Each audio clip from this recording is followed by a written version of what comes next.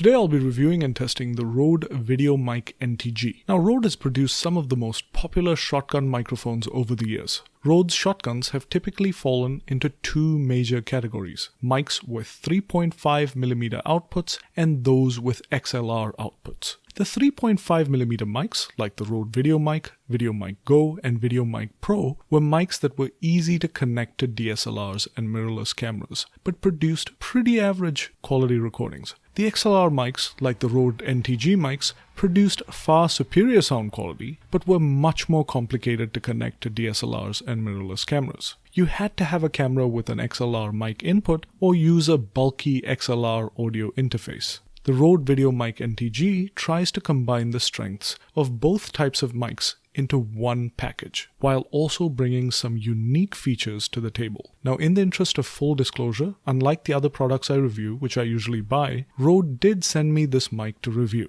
At first glance, the Rode Videomic NTG looks very similar to most Rode microphones. It is, however, slightly longer than the Videomic Pro, measuring in at about 8 inches in length. The body of the Videomic NTG is mounted to a Rycote shock mount, which connects directly to the camera shoe mount. The mic body can also be removed from the Rycote mount, and this allows you to mount the mic on a boom arm or mic stand using a clip. This is especially helpful for voiceover work. More about that later in the video. When installed in the vibration mount, the mic is very easy to attach to a camera shoe mount. The shoe mount has two lock nuts, one to secure the mic to the camera once installed, and a second one that allows you to adjust the microphone's horizontal position by about 1.5 inches. A very thoughtful touch. Another thoughtful touch is the cable management groove that lets you tuck away extra cable and prevents wires from interfering with camera controls. And in case you were planning to mount it to a mic stand or other mounting system, the mount also has a 3/8 inch female thread on the bottom. That way you can keep the vibration mount and still mount the microphone to almost any mic mounting system you prefer.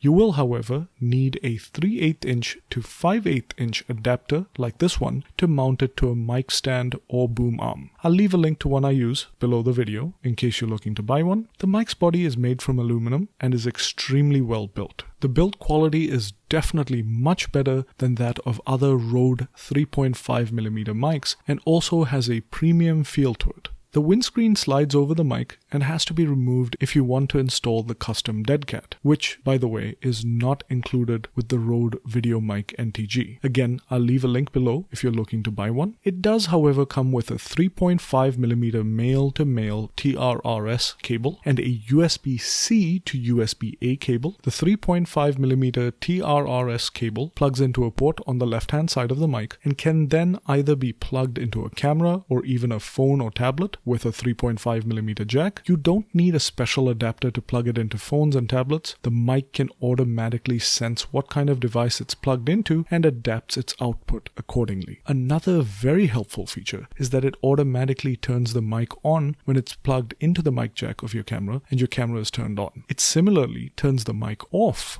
once you turn your camera off, so you never forget to turn on or turn off your microphone. You can always turn it on manually by holding down the power button and turn it off by holding down the same button for a few seconds. It is important to remember that if you do turn it on manually, the auto power feature will not turn it back off when you turn your camera off. You'll have to do that manually. The power button also engages a few other features on the mic. Pressing it once engages the -20 dB pad, which is useful when recording up close. Pressing it again engages a safety channel, which records a second track on your camera at -20 dB, ensuring that you have clean audio even if your main track clips. You can also activate both the safety channel and the -20 dB pad by pressing the power button a third time. Rode's detailed user manual explains the advantage of using both these settings at the same time. The LED to the right of the safety channel isn't a setting, it's the peak warning light which blinks red when your audio source is peaking. When it comes to setting your sound levels when connected to a camera, Rode recommends setting your in-camera gain as low as possible and then adjusting the gain on your mic using the gain dial on the back. The dial smoothly and precisely adjusts the gain from the lowest or level 1 all through the highest level of 15. In addition to just being able to adjust gain, the Videomic NTG also has two high-pass filters or low-cut filters. Pressing the button above the power button once activates the 75 Hz Hz filter. Pressing it again activates the 150 Hz filter. Pressing the button once more turns them both off. Pressing and holding that button also activates another clever feature, the high frequency boost. This is especially useful when you use a dead cat or even just a regular windscreen. It makes your recordings a bit sharper. Now you can also continue to use the high pass filters even when the high frequency boost is activated. The mic is powered by a rechargeable built-in battery that cannot be replaced. According to Rode, the battery lasts about 30 hours on a single charge. I seem to be getting about the same amount of recording time on a single charge. The battery can be recharged by plugging the cable into a wall adapter, car charger, power bank, or just about any USB port, and charges from empty to full in about 2 hours. When the battery is fully charged, the LED below the power button stays green when the mic is powered on. When it's out of power, the LED flashes red with a few shades in between, as the user manual explains. The Rode Videomic NTG isn't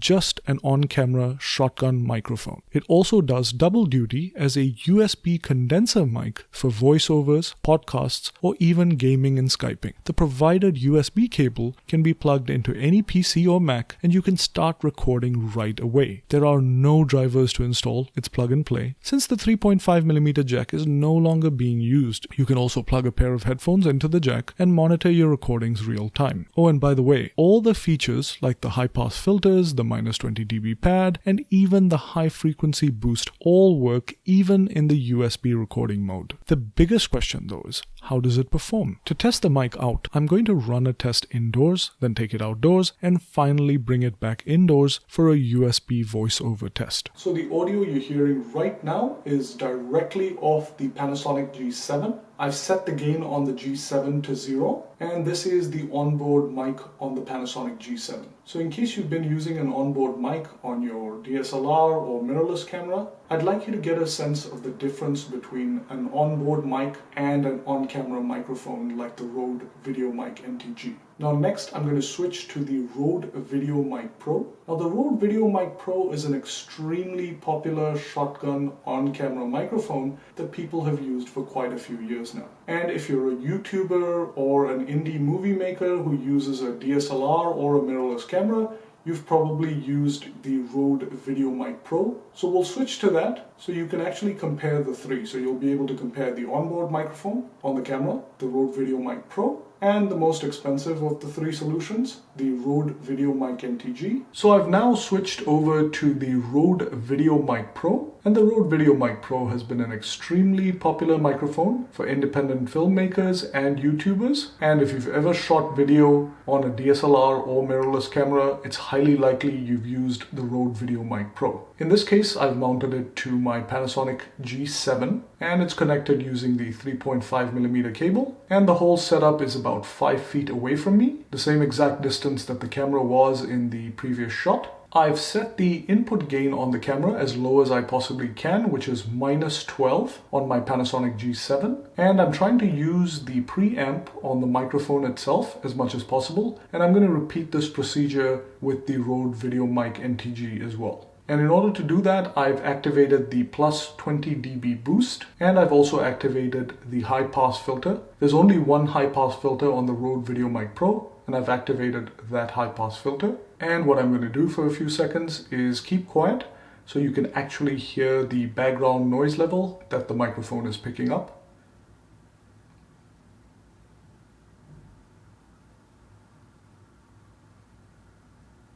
So let's now hook up the Rode Videomic NTG and see how it performs.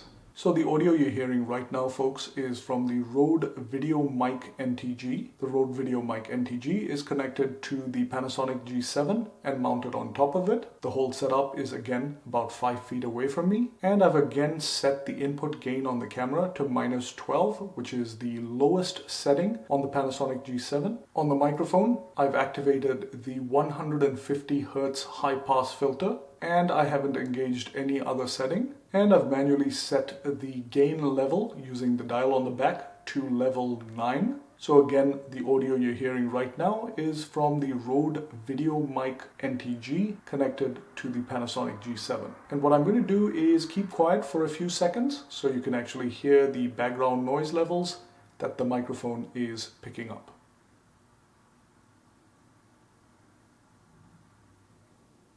So folks, the audio you're hearing right now is from the Rode Videomic NTG. I have it connected to my Panasonic Lumix G7 and it's about 5 feet away from me. I have the Rode Dead Cat installed on it since it's outdoors, and I have a mild breeze blowing. You can probably hear some of that in the background. And right now I haven't enabled any of the special features. I haven't enabled the high frequency boost or the other filters. So the audio you're hearing right now is with none of the features enabled. And the audio you're hearing right now is with the 75 Hz high pass filter turned on. So hopefully you guys can hear somewhat of a difference. And what I've done now is I've turned on the 150 Hz high pass filter. So the audio you're hearing right now is with the 150 Hz high pass filter activated. Now the Rode Videomic NTG, as I mentioned earlier, also has a high frequency boost. And what I've gone ahead and done is I've activated the high frequency boost, especially since the Dead Cat is installed on the microphone, and that's when it comes in handy. So the audio you're hearing right now is with that boost enabled. Now with the boost enabled, you can also enable the high pass filters. So now, in addition to the high frequency boost, I've also turned on the 75 Hz high frequency filter. So the audio you're hearing right now is with the high frequency boost and the 75 Hz high pass filter enabled. Now you can't enable both high pass filters at the same time. You can only do one at a time. So let's try the 150 now. Alright folks, so I've turned on the 150 Hz high pass filter in addition to the high frequency boost, which was already on in the last clip, and hopefully you can tell a difference to having that 150 Hz high pass filter turned on. So again, just for comparison, I've brought along my Rode Videomic Pro, and it's still connected to my Panasonic G7. I'm still about 5 feet away from the microphone. And as with the Rode Videomic NTG, I've also installed a Dead Cat on the Rode Videomic Pro. I haven't enabled the -20 dB pad or the +20 dB boost. I've left it at 0 gain. I have, however, activated the high pass filter. There's only one high pass filter on the Rode Videomic Pro, unlike the Rode Videomic NTG, which has two. So the audio you're hearing right now is from the Rode Videomic Pro under the same exact conditions. So the audio you're hearing right now is from the Rode Videomic NTG. Now the microphone is connected to my computer via the provided USB cable. I'm about 7 to 8 inches away from the microphone, and it's currently mounted on my desktop boom stand. I've activated the -20 dB pad and also activated the 75 Hz high pass filter. And this seems to produce the best results when it comes to voiceover work. And for this test, I'm going to compare the Rode Videomic NTG to a microphone I've been using for quite some time, the Audio-Technica AT2005. Now the AT2005 isn't as expensive as the Rode Videomic NTG. However, what I really wanted to find out was, is there a benefit to investing in a more expensive microphone like the Rode Videomic NTG? And this will help you decide on whether the Rode Videomic NTG is worth the extra investment. And to test the microphones out, I'm going to read you a quote from Henry David Thoreau. "If a man does not keep pace with his companions, perhaps it's because he hears a different drummer. Let him step to the music which he hears, however measured or far away." So I've switched to the AT2005, and I'm going to read you the same exact quote. "If a man does not keep pace with his companions, perhaps it's because he hears a different drummer. Let him step to the music which he hears, however measured or far away." As you could probably tell from the tests, while the Rode Videomic Pro produced really good audio in both the indoor and outdoor tests, the audio from the Videomic NTG was just much sharper and clearer sounding. The Videomic NTG performed even better in the USB microphone tests, producing very high quality audio for voiceover work. So should you get the Rode Videomic NTG? Well, that all really depends. I think that if you're looking to get better audio quality than a Rode Videomic Pro or Pro Plus, the Videomic NTG is definitely worth the investment. In addition to producing better quality sound as an on-camera mic, it also does double duty as a USB mic, while packing in a ton of useful features that really help when out in the field. However, if you're on a tighter budget and just need a decent on-camera mic, the Rode Videomic Pro will work pretty well. The Rode Videomic Pro, as you heard from the recordings, still does a really good job as an on-camera shotgun microphone. I'll leave links to all the mics I used in this video right below the video in case you're looking to buy one. If you have any of these microphones, please share your experience with them in the comments below. I'd love to know what you think. Hope this video was helpful. If it was, please hit that like button and subscribe for more reviews, unboxings, and how-to videos. Thanks for watching and see you next time.